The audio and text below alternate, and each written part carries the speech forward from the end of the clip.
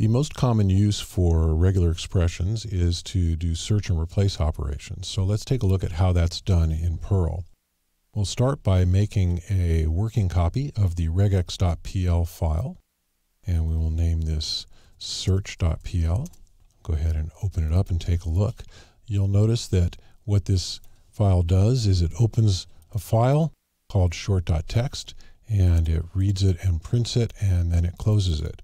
And that gives us something to work with as we experiment with the regular expressions. So let's go ahead and run this, and you'll see that it prints out this short.txt file. And what this short.txt file is it's just a few paragraphs that have been taken out of the Perl regular expression manual, which the entire text of it is here also in the same folder. And this is the Perl regular expression manual.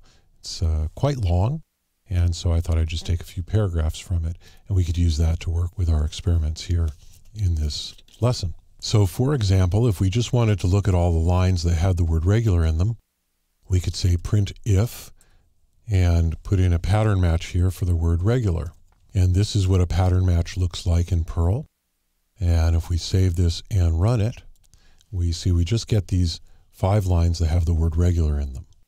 So the 2 slashes here on either side of the word regular are the pattern match operator, and what's between them is called the pattern.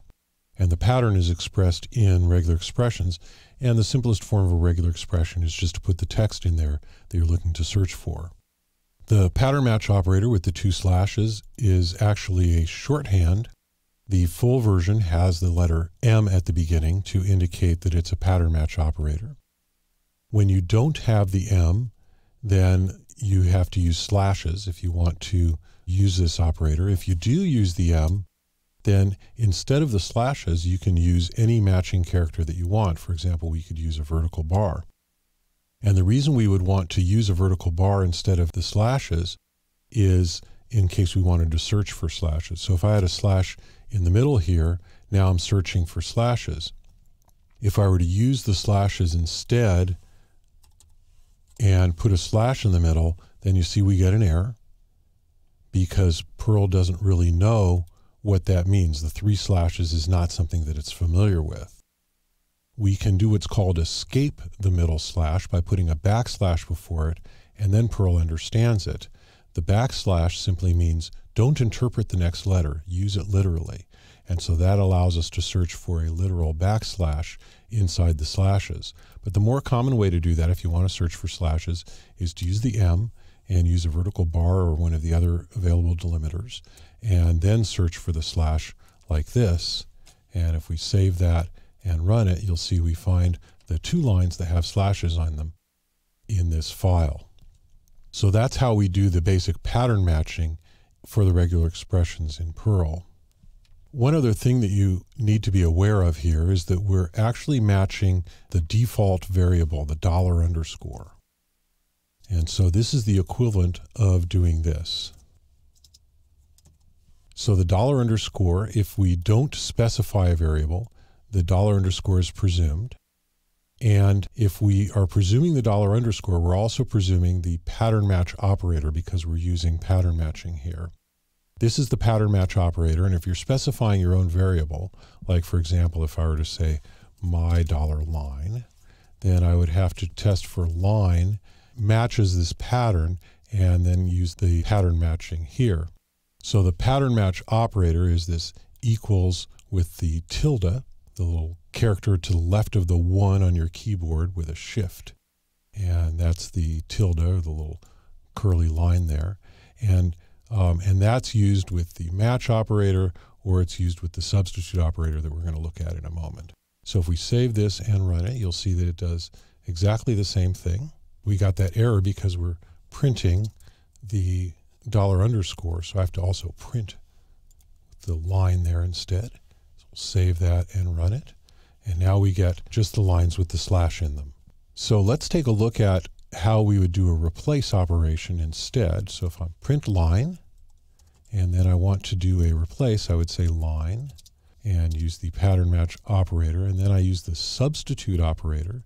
And the substitute operator has 2 operands, and they're all separated by the slashes or the vertical line or whatever match character you want to use there.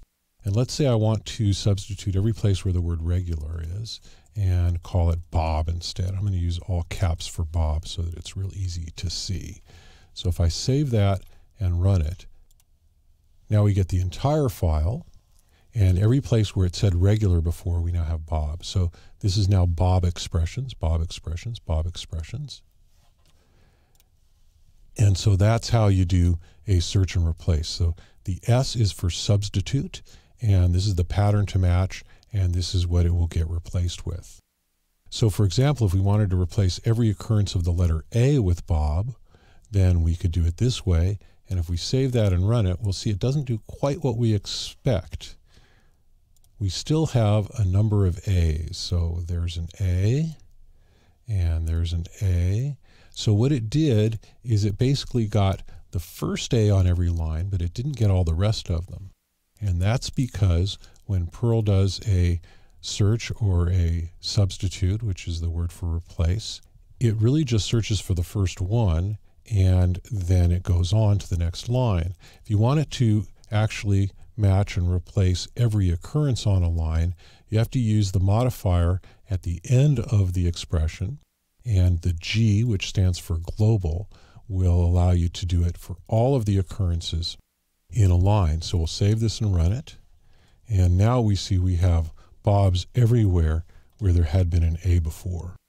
So this is the basic functions of regular expressions in Perl. We know how to match lines using the match operator, and we know how to substitute using the substitute operator, and we know about the pattern match operator, which is used to bind a regular expression to a variable. And that's how regular expressions are used in Perl.